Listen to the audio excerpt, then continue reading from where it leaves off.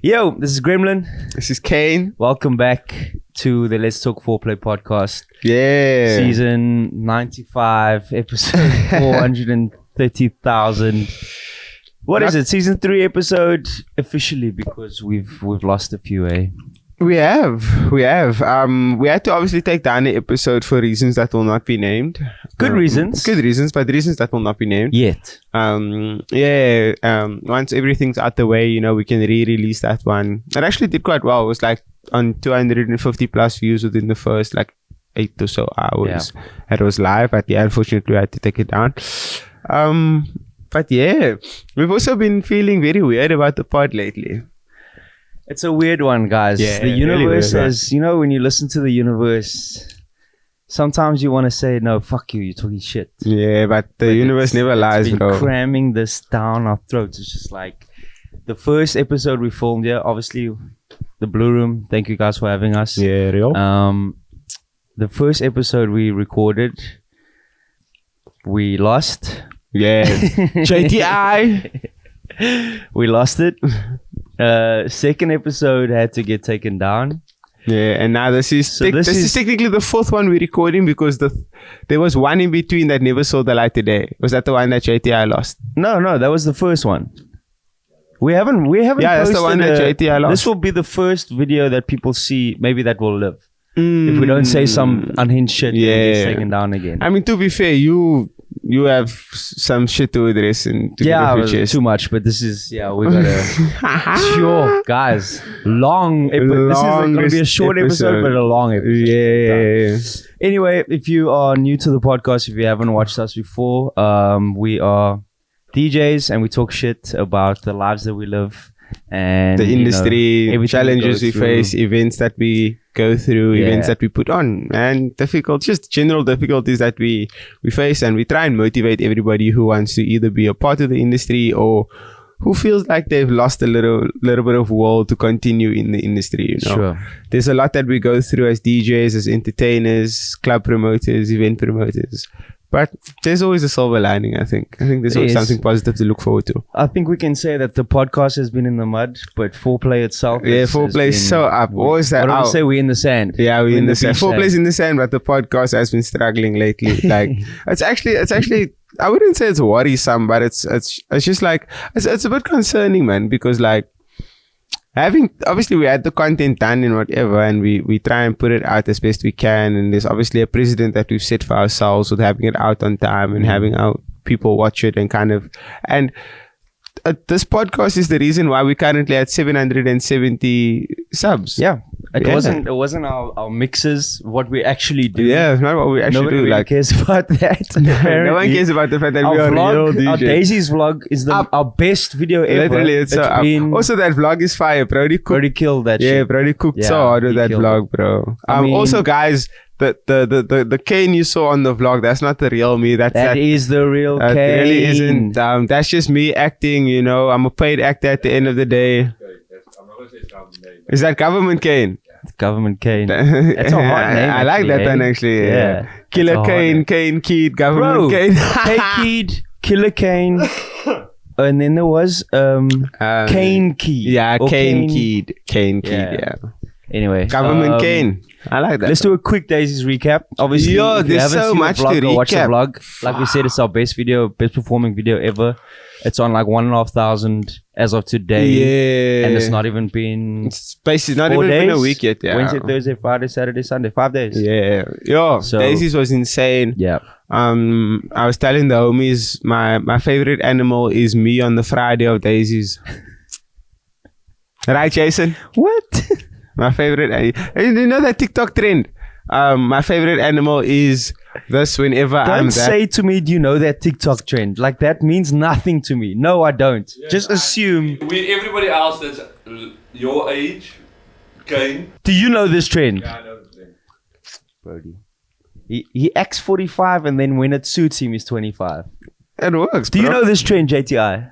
Reese? Took your shit. Zoomer. How old are you? I mean, he's just a couple of years older than me. It's fine. But yeah. So, my favorite animal is me on a Friday night at Daisies. You don't know what you're gonna get, and you're excited about what you might get. I'm the only one that probably saw Yeah, I it. probably saw the real me. I think you're the only one that saw him in general. Real. Like, he disappeared. What did I say in the vlog? I said came for 2 hours the whole weekend. One of the hours was outside. I think I saw you a lot this weekend. But also because we drove together. Yeah, fair. But it was fun though. It was a lot of fun. You were a menace, bro. I was. You were Whoa! No, you were. Not too much on me now. And also you were a diva too. Yeah, like you are yeah. a diva in general, but you were such a diva, bro. This guy. I know what I'm worth. Firstly, we were talking about like our plan for Daisies for weeks, and we said, okay, we're gonna play Soak City. We're on the beach club. We're gonna get water guns. And when Soak City comes on, the heat, bro, the setting was perfect. Yeah. 33 degrees, water guns, let's go. I fucking get to Fontaine. I find a crazy store. I buy the water guns. He has nothing to do. He leaves all the water guns at home. He doesn't have to bring shit. It's better than leaving your entire DJ bag at home. But I still had it. I'm just saying. If the set goes up, it's on YouTube, Brody. We have the evidence. That's all we need, bro. Yeah, but we cooked like. Better late than never. I think for me personally, this Daisies, it was smaller in scale. Yeah, it was a Daisies light for sure. Yeah, but the DJing, I think the DJing at this Daisies was phenomenal, bro. Like overall, the DJing at this Daisies was phenomenal. Yeah, from the you sets, can generalize for sure. Yeah. I am generalizing, but like Yeah. from the sets that I saw, and obviously like notable performances and stuff like that, I think like DJs really came to show up. From a house perspective, dance perspective, from everything from Afrotech to piano. Yeah. I mean, there wasn't actually as much piano. There wasn't other as than much the Coke piano. Yeah. studio. It was a lot of 3-step, bro. A lot of 3-step, a lot of and gom, it was a a lot of good Afrotech. representation of what the sound is really like now, like internationally, what people are fucking with. Yeah. From South Africa. But like, as like people came to DJ, bro. From the people who I saw and was notable for me, that like they came to DJ, bro. And that was like the standout point for me, because like usually it's like a showcase thing, man. Like people come out, they do whatever, they play their music and they dip. But like from the DJs that I actively stayed and watched, I was like, damn, the brews came out to show up. Fire. I think the sound that sure. I missed Blackie and Nasty C. I took a nap on Saturday. Yeah, and I heard them from Blackie my car, was fire, and they bro. were killing it. Fire, Nasty C. I've never seen Nasty C perform like that before. Yeah, we had a live band. Oh 10 wow, out of 10 live band. Snow Allegra live. Yo, live band. what a woman. fire. Yo, what a woman. Snow. If you ever watch this, you made my Daisies. Saved my life, bro. I cried 4 times. What a woman. What a woman. Absolutely love that woman, bro. Nah, like, no cap. That was the album saved my life, bro. Shout out Snow Allegra. That was great, bro. But with that being said, I can't remember who told me this. I think it was you, Brody. That next year's Daisies 20-year anniversary. Wow, 2005. Is that when they started? Something like that. It wasn't me. Well, I think that's something you would have said, maybe. Oh, I heard no something idea along when those they lines, no, started. Jason? I have no that's idea when they good. started. You know, Reese? No, I don't have a clue. Yeah. Makes sense. It could be. Yeah. So maybe if that is the case, then it could be that this year was like a put together year to kind of prep for something big next year. I had an interesting chat with a friend of mine yesterday in Joburg. He's involved with music and promotion and stuff like that. It's very like, he thinks very deeply about this shit, like the psychology of human behavior in terms of promotion and selling tickets, just like that sort of thing. And he said Daisies used to be, I mean, he's 35, 36. Daisies obviously was rocking the Daisies. 90% of it was a live performance, bands, rock, that kind of thing. And naturally that genre is more catered towards white people. Yeah. Okay. And I think in general, festivals and the traditional sense of festivals is dirty, muddy, crazy, go balls to the wall, all in. And there's obviously that certain target market has more money to spend. So you have more people, more money to spend. The economy at the time maybe was a bit fairer for festivals. Sponsors were looking at that as a gold mine. So there's more money coming in, less expenses, bigger setup. And now and also when I was going, I didn't feel like there were people my age there. I felt like it was an older festival. I felt like it was a late 20s to late 30s, which it still kind of is. But recently, I feel like they've targeted more of a younger audience. If you look at the lineups are targeting younger audience. So you're 18 to 25s in terms of the entertainment offering, right? So now you're offering an entertainment a lineup that caters towards that younger market, predominantly a colored and black market, predominantly a student market, and the prices are higher and the offering is pretty much lower compared to before, and the budget and the sort of the income that these students have can't match, you know, the demands of what Daisies is asking for. So that's why you're getting less people, and they're not really happy with the offering because they have to pay so much for a ticket, so much for camping. You can't bring your own alcohol and drinks like you could before. You know, it was all in one. It was one thing, bro. I still remember a Facebook memory of me and my friends having a shopping trolley with food and alcohol going to Daisies because you could bring anything you wanted. It was such a free for all. It was a real festival vibe. It was cheap, bro. Like, I mean, we're talking about, I was probably 19 my first Daisies. If I spent 1.5 for the whole weekend, that's tickets and alcohol and food, and that's 4 days, bro. 1.5 now, I think that gets you a ticket. Yeah, that's a festival pass, bro. Like, obviously we're talking 10 years ago, but I mean, still, it's heavy, bro. The economy has shifted in a drastic sense where, like, I also look at it from like an event perspective where you kind of need to make money on all aspects of an event nowadays, you know? Yeah. So that's that's tickets. So like, for example, even something as simple as separating camping and a ticket itself. Yeah. Because not everyone who's going to buy a festival pass is going to camp also. Yeah. Like that was us, for example. For sure. You know? So they obviously looked at it from a perspective of, okay, the economy is shifting and they have to make these changes to make sure that not only do they stay afloat, but they also make money. And so I get it from that perspective. I think they lost a lot of sponsorships, bro. They did, compared to the previous years. Like especially like last year, there was like 2 stages that was missing this year, which was obviously Heineken House and like the Meister House. Yeah. The Meister House, I would say like Coke Studio, for example, was a replacement for Meister House. I think Heineken, the year that I played Heineken the first time, it was popping off. It was crazy. And then you said that last year it wasn't that popular. It was like Maybelline was the stage last year, bro. So it makes sense that Maybelline stayed on. Yeah. I think for Savannah, but also to pull out with, I think it was different, man, because the alcohol brands that was on for this year were like a complete 180 from the brands that were on last year. So Maybelline being a makeup brand, that's like a mainstay. So that's completely separate from like the alcohol chat.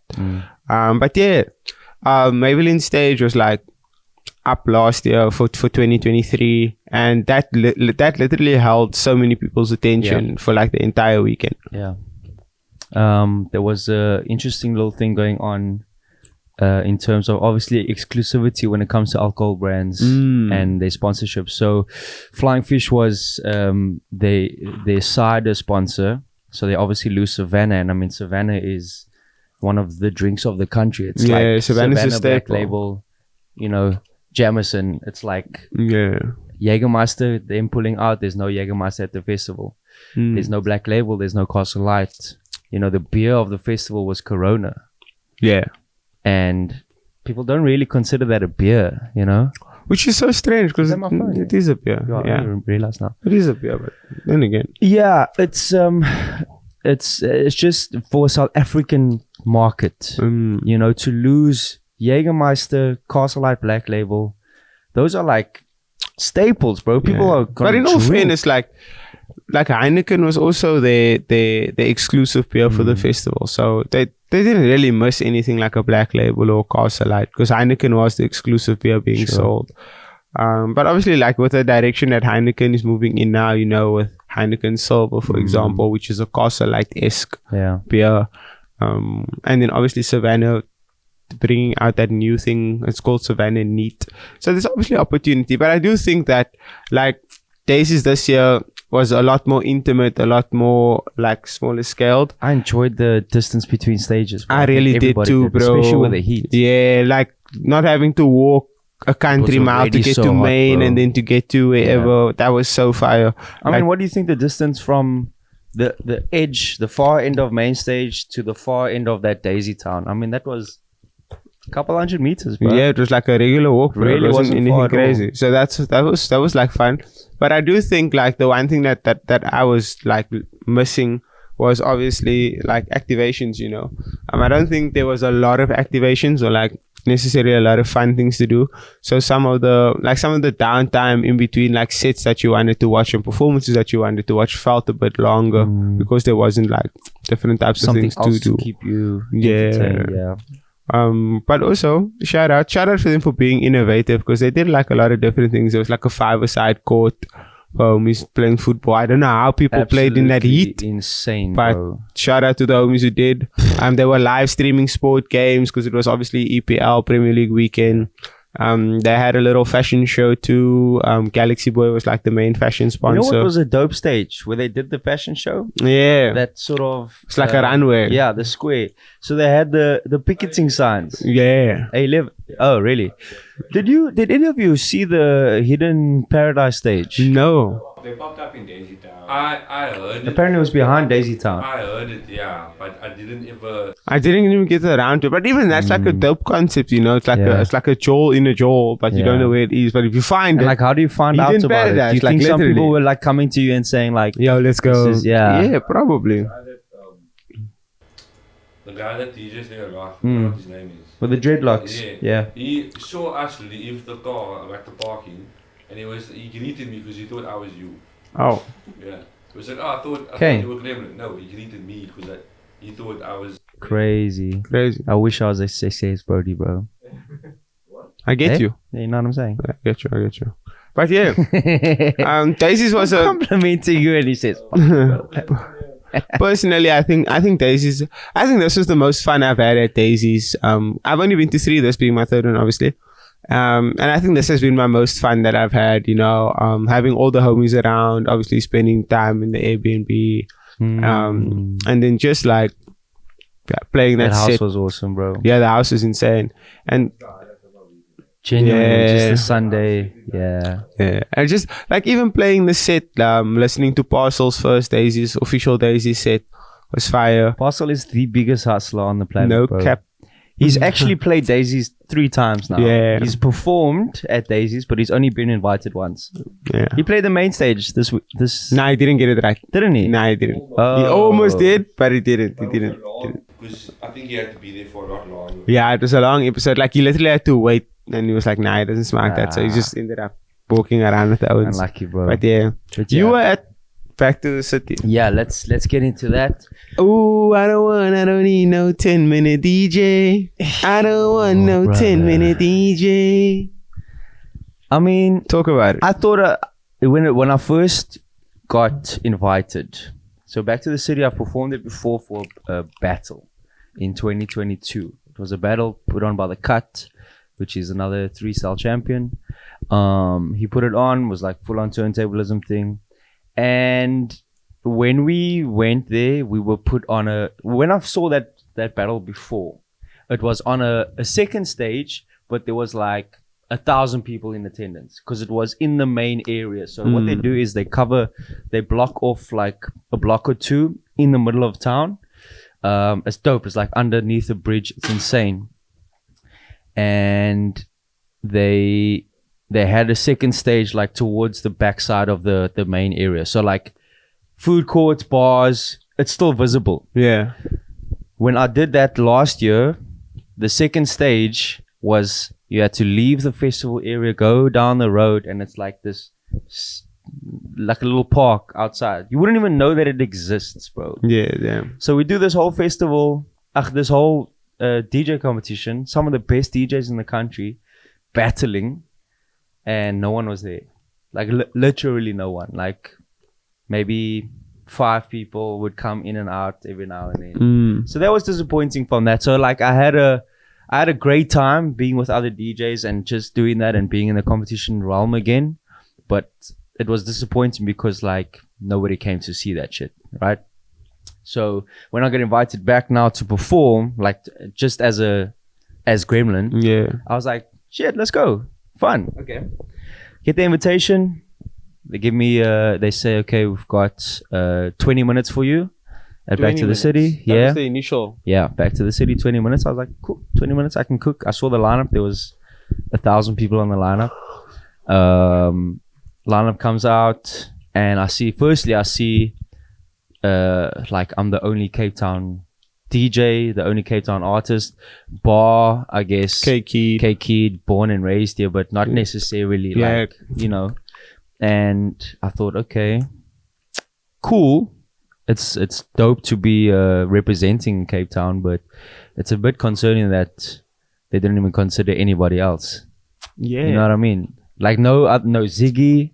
No, I mean Ziggy had a massive year. He actually did end up performing. Yeah, I saw. Yeah, randomly. Ziggy's also been like finding his way onto stages, very similar to Fish Parcel. Yeah, like just been finding himself on stages, bro. Like going crazy. So yeah, I was like, okay, cool. Let's do this. Let's just go out make there, the best have fun. I can cook in 20 minutes, bro. That's no problem. Then the week of, so obviously get the contracts, everything's good. Week of, I get final set times, and it says 12:25 brackets 10-minute set. I was like, damn. I still sent it to the group. I was like, 10 minutes hectic, but it's fine. I can cook, bro. And I thought 12:25. Surely that's gonna be up. Like that should be. It's like midnight. Vibe. Yeah. Look, it's a one-day festival. People are there. And I don't know who else is playing before me. I don't know what the schedule is like. I get to the airport on Friday morning. I still don't know where I'm staying. Wasn't it Saturday morning? Saturday morning, my bad. Yeah, Saturday morning, yesterday morning. I get to the airport. I still don't know where I'm staying. And I don't know if anyone's picking me up at the airport. So I've got like a plan B and C, like Teddy might pick me up or Sush or somebody else. Eventually, as I'm boarding the plane, phone call, sharp, staying at this place, sorted. I'm like, yo, okay, thank God. Get to the festival. Get to Joburg, and they give me the lineup times, a sheet. It shows the lineup. Started at 3 p.m.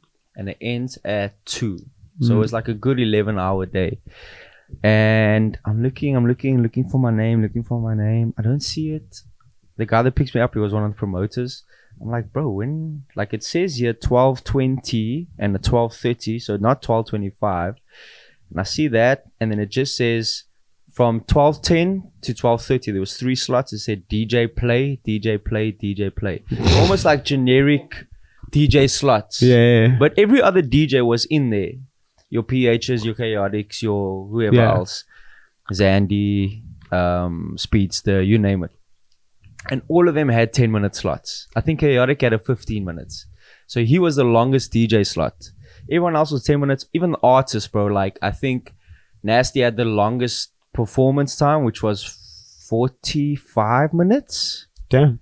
Which was quite long. That makes sense, though. Yeah, but for a lineup of that scale, 45 minutes was long, bro. Blackie had 15. K-Kid had 10. Quellas had 10. I don't know. Like, you never know, but still. Yeah. And again, main stage, there's a whole board. It says main stage set times.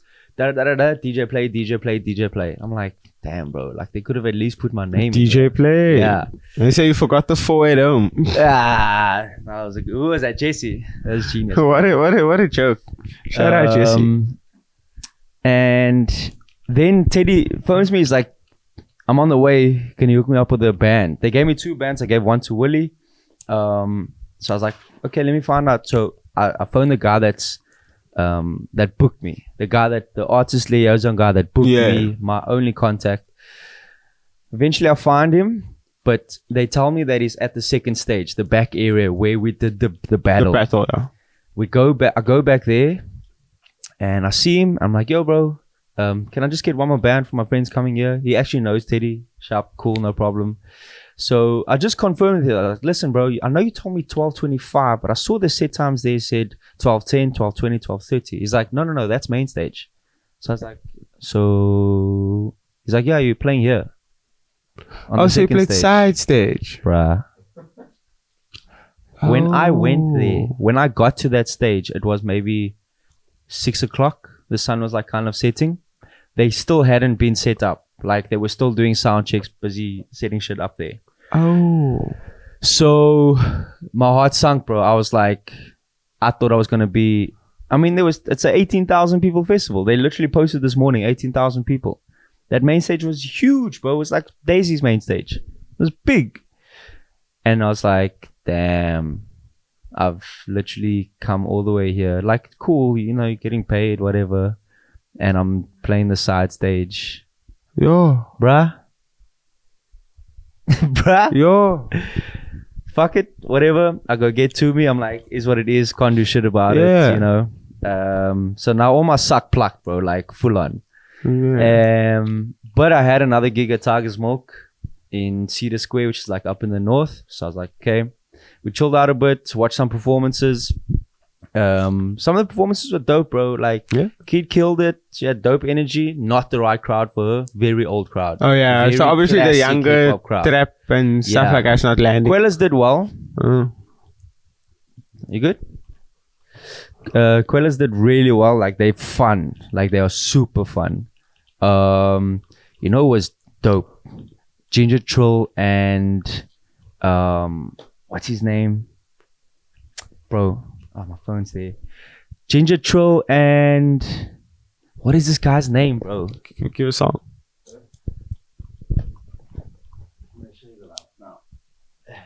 Sorry, I'm yapping here, bro. But like, there's a lot to talk about.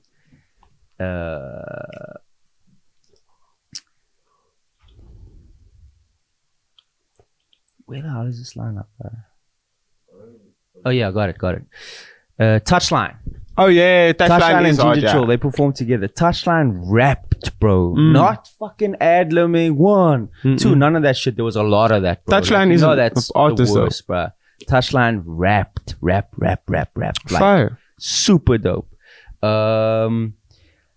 This guy, Lower Over Pound. Yeah, Pitori rapper. Before. He made the song Sosh Plata. Yeah, I recognize that song. He was fire, bro. Yeah, he was super artist, fire. like super artist. Okay, Malum Cool Cat was cool. Speedster had 10 minutes, didn't see much. Zandy had 10 minutes. K-Kid was cool. It's 10 minutes, man. Like, yeah, you can't do much, bro. So some guys were trying to do routines. Some guys were just playing bangers just to keep the crowd hyped. Like, I'm saying, like, how many times did you hear Not Like Us? Nah, didn't even hear it, bro, which was surprising. You know what I heard? All I do is win. No, not all I do is win. Nothing can stop me. I'm all the way up. And I was like, guys, like, yo, this is a hip hop festival, bro. Fizz. There was no new music being played by DJs. I Nothing. mean, then again, I don't blame them per se, because like you said, it was a older crowd, so not obviously like old. I'm saying like there was still early 20s there. But I think that's the pressure that people conform to when it comes to these festivals, man. Because like, I think it's a different kind of feeling when you're looking at 18,000 people in front of you and you're like, okay, cool, I can either go ahead and mind you, it's only 10 minutes. 10 minutes is not going to change their lives, for example. 10 minutes is not going to do... It's literally just for the artist to prepare for the next, like, the band changeover. You can take that 10 minutes and be like, okay, cool, I'm going to give you guys all of these things, all of this, whatever. Or you can take the 10 minutes and say, yo, my job here is to just keep them all energized for the next performer. And I think that's probably how a lot of people approach it. I mean, like, we sat on Friday and we cooked like a little set, you know. Even on the airplane, I had a routine that I put together. I was like, 10 minutes, I can cook here. Pa, pa, pa, pa, pa, pa. Like proper shit, like word plays, tone plays, local stuff, new stuff, acapella mashups, all that shit. Quedos were amazing. I think Usimai Mani didn't perform. No. Tumi said to me didn't perform. Crazy. And I think MT as well. I'm gonna pull up Tumi's chat here. I think he said MT and Usimai Mani didn't perform. MT did. They chopped MT's set. Usimai Mani couldn't even perform more than the hook from Check. And Ziggy did perform. Yeah, crazy. I don't know what was going on there, bro. And then I had to leave for my other gigs, so I didn't catch Nasty, Maglera, Benny the Butcher, PH Blackie, all of them. But yeah, played Tiger's Milk, fun, huge Tiger's Milk, bro. Like gigantic. I don't even know how to explain or compare it to anything. It's just way bigger than Century City. Massive, bro. Like gigantic. Head back to the festival. I'm like, let me just go do this shit. Get there with like time to spare for 12:25. Rappers are performing. Mind you, there's like a few people, bro. There's like 20, 30 people. They're chilling on camping chairs or some shit like that. The promoter comes to me, is like, listen, bro, I got bad news. I'm like, he says the CDJs aren't working. I was like, but there are performances happening as we speak. He's like, yeah, there's 3 CDJs and 2 of them aren't working. So I'm like, bro, okay, cool. So I'm hanging out. Me and Willie are sitting there waiting. He eventually comes to me. He's like, yo, we're going to close the stage. Do you want to just perform in any case? I was like, fuck, I'm here. Might as well. You know, just because I'm here. Get up on the stage, bro. I've never seen this in my life, bro. Like, I was literally laughing. Do you know Terry Wiz?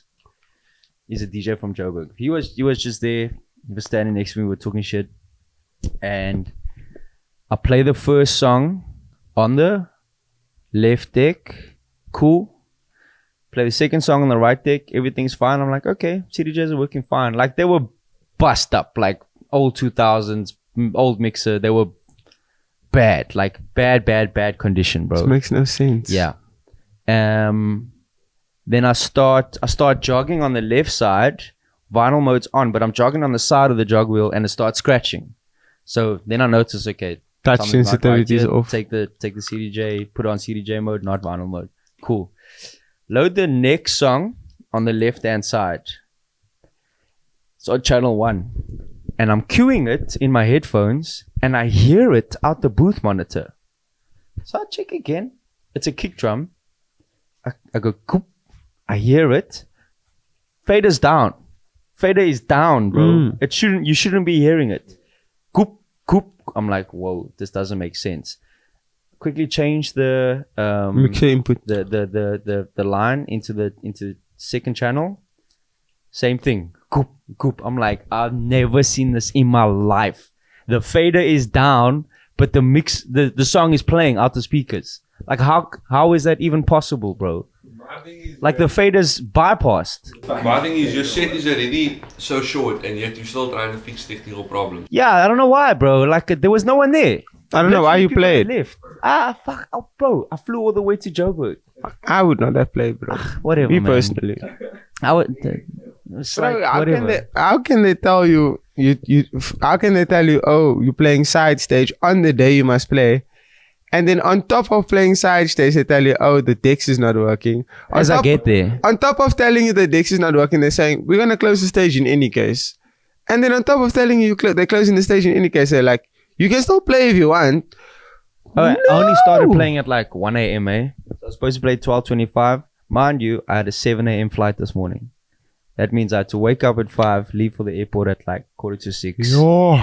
I ended up getting What a home, terrible episode. Like 1:30, falling asleep at 2, waking up at 5. I had 3 hours of sleep. What a terrible episode. If it wasn't for Tiger's Milk, it would have been the worst trip ever, bro. Tiger's Milk was fun. Like, super, super fun. Like, literally, I got like connections, like other promoters and shit were there. Like, yeah, that made it worthwhile. But otherwise, back to the city itself, I was just a customer, bro. I literally just wanted to go see the festival. There was no point of you me were basically being there, an influencer. Like, my thing is this, bro. It's one thing for me. I'm getting the bag. You did vlog. I vlogged all this shit. You were an influencer. I'm proud of you. Thanks, stepping bro. out of your shell. Like, campaign curation. Yeah, content creator. Yeah, bro. Like, it's all good and well. I'm not spending money. I'm getting flown out. I'm getting put up in accommodation. There's definitely pros about the situation. Yeah, but from a promoter's perspective, what is the point of booking me? What is the point of spending all that money for what, bro? What are you getting out of it? You literally got nothing. There was zero return on investment there. Zero. You know what I'm saying? Like, I'm not complaining. I got what I got. You got nothing out of it, bro. You got absolutely nothing out of it. So yeah, I don't get it. Me and Back to the City. It is very I'd confusing. love to play I'm not the main gonna lie. stage someday. I'd love to actually perform in front of that crowd. That's because you're it's a from Cape Town, massive man. hip-hop Also, crowd. that's why. Unfortunately, this just further enforces the stereotype that they don't fuck with us, bro. They do not care about Cape Town. They do not think that we have anything to offer from a hip hop perspective. Crazy when you think about it. Let me not get started about DJs, bro. Oh no. Because people's feelings will get hurt. They are legends in this game. Legends that people look up to and say, oh my God. And they are so ass, bro. Like, so fucking ass, guys. I'm not being a hater. They are terrible. The facts are the facts, bro. The last 3 weeks of this much life has been hating on people and their brands. Because everyone just goes so on about these fucking DJs, and just use your own ears. Listen to what is happening. They are ass. They are boring. Nah, Yeah, bro. real. How it's been brought in. Real. Fuck nothing. Fuck all that shit. What is it about DJing? Anybody can just say, oh, I can play good music then. Then you're a good DJ. The point of being a good DJ is playing the shit well. That is literally the point. Yeah, We're praising people for blending a song, for mixing a song. That is that is like saying you can go drive Formula 1 because you can start your car. Bro, this is the basis. It's the basis of DJing. Oh, that's a cock, man, comparison. Bro, but it's like, fuck, man. It's so, especially when, guys, I don't have to sit here and say I'm a great DJ. I am a great DJ. When I get put on the fucking side stage and there's no one there and I'm watching an ass DJ on the main stage, bro. Come on, man. Be real, bro. Like, fuck. Yeah. Maybe I'm grumpy. I haven't slept enough. I'm a little bit hungry, but fuck. It also, Kick it this also drum set. enforces the fact that Sorry, like, Reese. there's a lot more weight in a name in general than it is in the skill and the caliber of someone, man. Like, at the end of the day, Bro, the caliber of DJs that were there, just who I was hanging out with, bro. Willie, Sush, The Cut. We're talking about some of the best DJs in the world. Not in the country, not in the continent, in the world, I'm going to put it out there again. So, you naming these people, and yes, I know them. Yeah, they for are sure. the best DJs in Their the world. brands aren't big enough. Exactly. And that's just the one, that's just Exactly. what it is. And that's But the it's like situation at there's hand. two extreme polar opposites of the coin, bro. Like, we can at least have big brands that are decent DJs, good DJs, Yeah, but solid DJs. You must I can understand. respect that, but you can't just be a big brand and have nothing for it. But that's how event promoters and just promotions in general look at it now. It's like the only thing. Zero. Hear me out. The only thing. Mind now, you, they're getting paid silly money. yeah, but the only thing that makes you valuable to and this goes for all good DJs and great DJs and excellent DJs. The only thing that makes you valuable is the on the day experience. If your brand is not up there, you are nothing more than an on the day experience. No one's in the build up to something. No one's looking for you. No one's asking about you. No one's inquiring about you. But the on the day experience is where you have the upper hand. But compared to these big brand DJs, where the on the day experience is the last thing that people worries about because they bring the So brand backwards, exposure. bro. It is backwards. It's so bad. But that's literally how the system we can works. promote your event, but on the day we can't deliver. And afterwards, we'll have a dope after movie that's edited that makes it look like we fucked shit up. Yeah. But actually, it was terrible. And mind you, that's just how it works. Like, and it's tough for the good to great to excellent DJs because we are so dependent on that on the day experience to take us to another level, to push us to another section of our careers. But it's like, until we clock or tap in so hard to this brand shit, that on the day experience will never be enough to push us through. Look at you, for example. You were depending on that on the day experience to put you to another point, to get you into another conversation. I honestly thought me being booked by them was a validation for me, being like, yo, we see you, we see what you're doing. It's validation, like, yeah.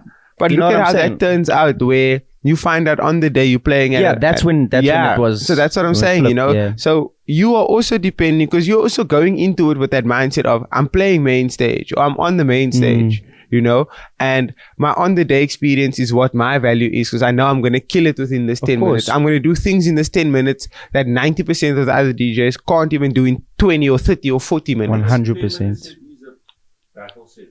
Yeah, it's more or less a battle set, yeah. So you obviously depending on that on the day experience, because that's going to help you catapult yourself into a different chat or into different eyes or whatever the case may be. But it's like this DJ shit, and I think it's just like shit in general, creative shit in general. It's like the brand aspect of it all is where you really need to start tapping into, and where you really need to start putting majority of your energy into.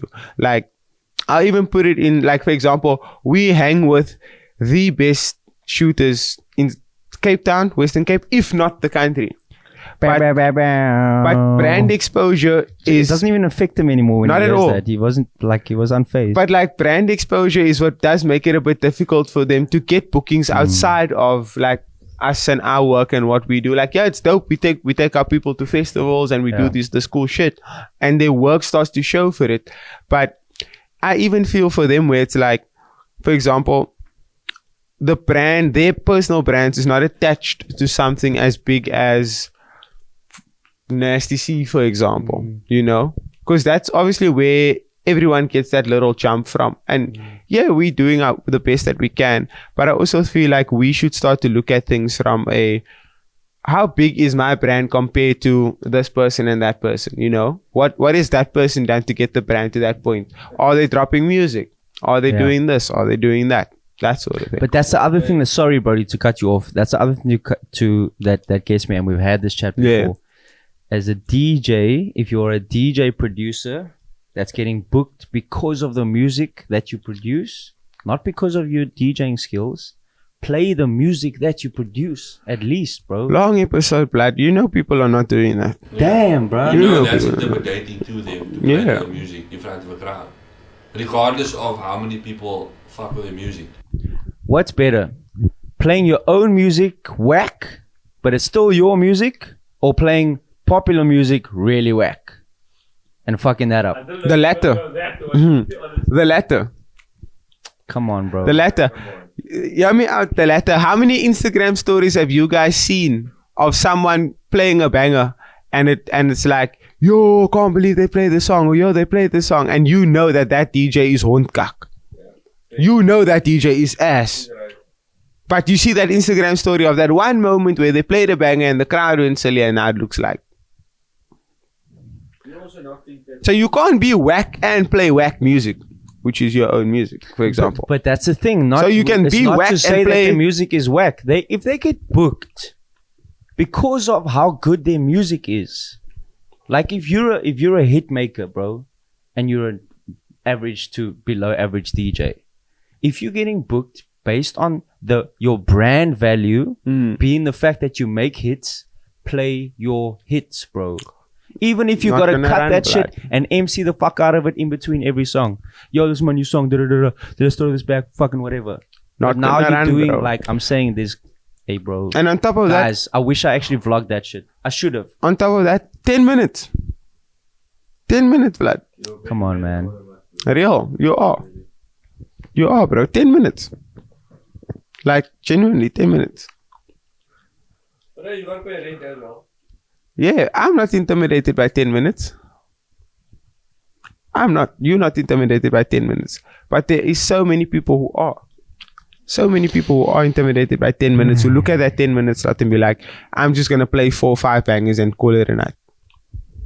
Yeah, bro. And at the end of the day, sorry to go back on the brand chat. At the end of the day, like, you guys are a business. You have to look at it like your brand and your business have to coincide for you to be successful. Here's my thing. My brand, what Gremlin is, what it stands for, is skill, executing, pushing the boundaries of DJing, showcasing that world of DJing to this world of DJing, combining the two. That is my brand. Now I'm gonna say, fuck all of that. Let me go. Yeah, but I don't know. Not Yeah, saying but that's what I'm fuck it, saying. but But like, so that is what my brand you must is. understand that the general public is more focused on that side of DJing than it is on the technical. And like, If that was the case, then I wouldn't be where I am now. yeah, but you must understand, you've also been in this game for 10 plus years. Yeah. Neither would you then. Nah, That's yeah, what me I'm saying. You got, for skill. Yeah, I am very technically skilled, but like, for example, I'll make the example. Like, I played a set on Friday, and I was obviously doing like my technical shit, the acapella ins and outs, cutting beats, wherever the case may be, and I'm working like that. And for the last maybe 15-20 minutes of my set, I got a bit lazy, and I'm like, let me just do some triple Bs, basic pitch blends, and hear me out. It sounds silly. It sounds silly when I say it. I actually had so much fun in that 20 minutes just by doing triple Bs. And at that moment, I'm thinking to myself, like, is that why these guys are playing the way that they do and why they're dumbing it down as much as they do? Because you do have more time to not to hear me out. I don't think they can do the other stuff. I know that. I know it is a skill issue where they can't do what we do. It's a skill issue, don't get me wrong. But it's like, I'm playing this triple B style, and it's like, there's more time to listen to the music, there's more time to enjoy the music that's being played. My argument would be to that is you probably enjoy it because you don't do it as often. Whereas Also there are that. DJs that are doing that Every single day. week in, week out, every single time. They're getting booked for that. Yeah. Like, they are getting bored of it. Fairs. Yeah, fairs. But like, genuinely for that 20 minutes, like I was having a good time just playing the music, listening to it. Like, to the point do of hear where you though, bro. I'm letting two choruses play Yeah. instead of just one.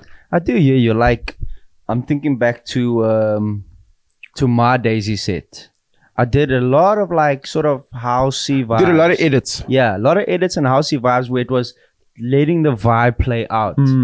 And it's cool. Like, if you a little bit litty, like, you can vibe out to it. But it's a lot of time for me to be doing nothing. Yeah. But like, look To just let the song play out and then wait But for the next. Put that into context though. You're playing 3 p.m. on the Friday. Yeah, So you exactly. obviously don't want to be over technical, No. and you're fitting the vibe precisely as to what is like.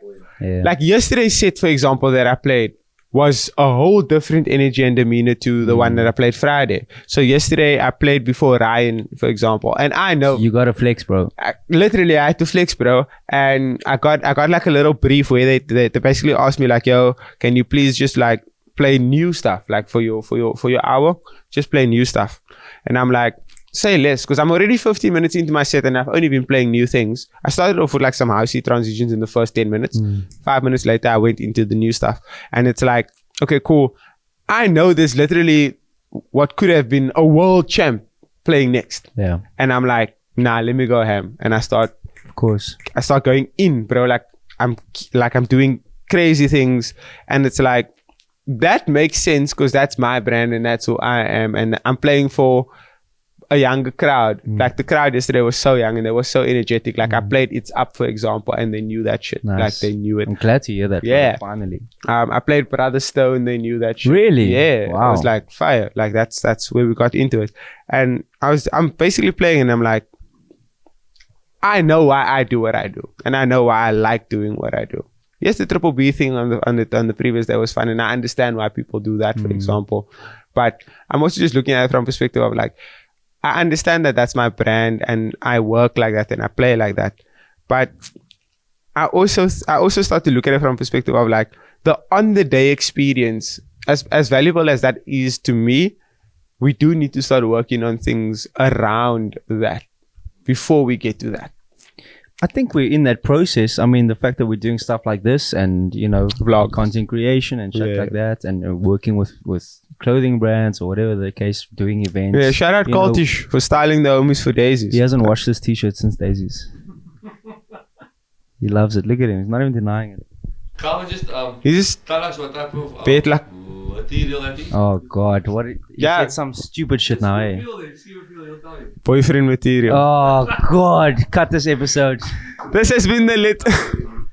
Yeah, we're gonna cut it there. Boyfriend material, my ass. And he still had the nerve to say Brody isn't boyfriend material. Yeah, but he's not top 3 boyfriends. What? Nah. I'm top 3. Shut the fuck up, Brody. He's top 3 and he's not number 3, bro. It's Gremlin and it's me. Gremlin. Okay, not Gremlin. Thank you guys. This has been the Let's Talk Foreplay podcast. Don't let this guy. Thank you for listening to us, anything Rand. bad on my name, bro. Not a damn we're still thing. suffering from fatigue. Foreplay's out the mud. We're in the sand. The podcast is in the mud. But thank you for watching. Thank you for liking. Thank you for subscribing. I'm KANE. You just cut it there, eh? Is this? Did we agree to do this? Okay, bye. See you next time. Like, comment, subscribe. Thank you to the Blue Room once again. Shout out. Details at the bottom. Check it out. Have a good evening. Thank you so much.